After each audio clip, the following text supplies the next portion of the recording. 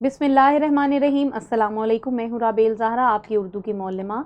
आज हम पढ़ेंगे शशम जमात से उर्दू का सबक और हम सीखेंगे कि मुतशाबे अल्फाज बलिहाज एराब उनकी पहचान और इस्तेमाल कर सकें। आगे बढ़ते हैं। हम सीखने जा रहे हैं मुतशाबे अल्फाज बलिहाज एराब उनकी पहचान और इस्तेमाल। सबसे पहले हमें मालूम होना चाहिए मुतशाबे अल्फाज कौन से होते हैं और उसके बाद हमें ये मालूम होना चाहिए कि उनको हम किस तरह पहचान सकते हैं, यानी कौन सा लफ्ज़ किस मानी से ताल्लुक़ रखता है, और फिर ये कि जब हम उन्हें पहचान लें तो हम उनका इस्तेमाल कर सकें। आगे बढ़ते हैं। मुतशाबे अल्फाज अंग्रेज़ी ज़बान की तरह उर्दू ज़बान में भी बहुत से ऐसे अल्फाज मौजूद हैं जो एक ही तरह बोले या लिखे जाते हैं मगर उनके मानी में फ़र्क होता है। ऐसे अल्फाज को मुतशाबे अल्फाज कहा जाता है। ऐसे अल्फाज जिनका तलफ़्फ़ुज़ और इमला एक हो मगर मानी मुख्तलिफ हों, मुतशाबे अल्फाज बिलिहाज़ एराब कहलाते हैं। मुतशाबे यानी शुबा, वो अल्फाज जो मिलते जुलते हों, यानी शक पाया जाए कि इसका ये मतलब था या ये मतलब था। मिसाल है, मैं कहूँगी आम, तो अब आप बताइए मैंने किसी फल का नाम लिया या आम होने की बात की। आगे बढ़ते हैं। वो अल्फाज जो तलफ़्फ़ुज़ या लिखने में बिल्कुल एक जैसे होते हैं लेकिन उनका मतलब में फ़र्क होता है, मुतशाबे अल्फाज कहलाते हैं। देखिए,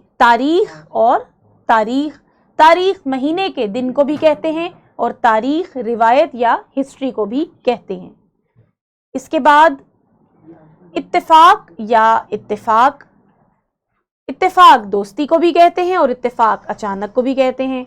हमें मिलजुल कर इत्तेफाक से रहना चाहिए और इत्तेफाकन कल मुझे मेरे चचा बाजार में मिल गए। अदा नाज नखरा, अंदाज तर्ज, और अदा किसी के पैसे अदा करना, बिल अदा करना या नमाज अदा करना। आगे देखिए, कान जिस्म का एक हिस्सा जिससे हम सुनने का काम लेते हैं, समात का काम लेते हैं, और कान सोने या हीरे की कान। अब ये तमाम हुरूफ देखने में पढ़ने में एक जैसे हैं लेकिन इनके मानी अलग अलग हैं। ऐसे अल्फाज जिनका तलफ़्फ़ुज़ और इमला एक हो मगर मानी मुख्तलिफ हो मुतशाबे अल्फाज कहलाते हैं। मसलन कलम और कलम यानी लिखने का आला, मैंने अपने कलम से ख़त लिखा। कलम यानी पौधे की शाख, और एक और कलम भी होता है, बाजू कलम करना, सर कलम करना यानी काट देना। बर्मा मुल्क का नाम है और बर्मा सुराख करने का आला भी होता है। लगन साथ या घड़ी को भी कहते हैं और लगन लगाव को भी कहते हैं। अब आपने करना यह है कि दर्ज झैल मुतशाबे अल्फाज के मानी लिखने हैं और जुमले बनाकर उनका मफहूम वाज़े करना है। देखिए, एक है हाल और एक है हाल, एक है माह और दूसरा है माह, एक है पर और दूसरा है पर, एक है अर्ज और दूसरा है अर्ज। आपकी आसानी के लिए मैं बता दूं, आप लुगत का इस्तेमाल कीजिए, उसमें से बआसानी आप इन अल्फाज के मतलब देख सकते हैं और आपको पता चल जाएगा कि कौन सा लफ्ज़ किसके लिए मुस्तामिल है। उसके बाद आपने जुमला बामानी बनाना है। मिसाल के तौर पे मैं आपको बता देती हूँ कि इसमें से एक हाल का मतलब है हाल, अहवाल, हालत। अब अगर उसका जुमला बनाएं, आपका हाल क्या है या आप किस हाल में हैं, तो ये जुमला वाज़े कर रहा है कि हाल का मतलब क्या है। जुमला बनाते हुए ख्याल रखिए कि जुमला बामानी होना चाहिए और इस तरह हो कि वो लफ्ज़ के मफहूम और मतलब को वाज़े करता हो। आगे बढ़ते हैं। घर का काम आज का आपका ये है कि रोज़मर्रा ज़िंदगी से मुतशाबे अल्फाज बिलिहाज़ एराब तीन अल्फाज लिखें और जुमलों में इस्तेमाल करें। यहाँ मैं आपकी फिर मदद करूँगी। एक लफ्ज़ मैं आपको बताती हूँ, वो है शाम और शाम। अब ढूंढिए एक शाम का क्या मतलब है और दूसरे शाम का क्या मतलब है। इसी तरह से मज़ीद 3 अल्फाज और तलाश कीजिए, बल्कि एक मैंने आपको बताया है, आप 2 के जोड़े और तलाश कीजिए और फिर उन्हें जुमलों में इस्तेमाल कीजिए। अब हम मश्क की तरफ चलते हैं। लफ्ज़ है عرض کا ایک معنی چوڑائی ہے، اسی لفظ کا دوسرا معنی کیا ہے؟ عرض یعنی درخواست، زمین، درخواست گزار، چوڑائی ماپنے کا آلہ۔ غور کیجئے اور بتائیے۔ اگلا سوال، اصطلاح ماہ و سال میں ماہ سے کیا مراد ہے؟ مہینہ، چاند، نہایت، بڑا اور محبوب۔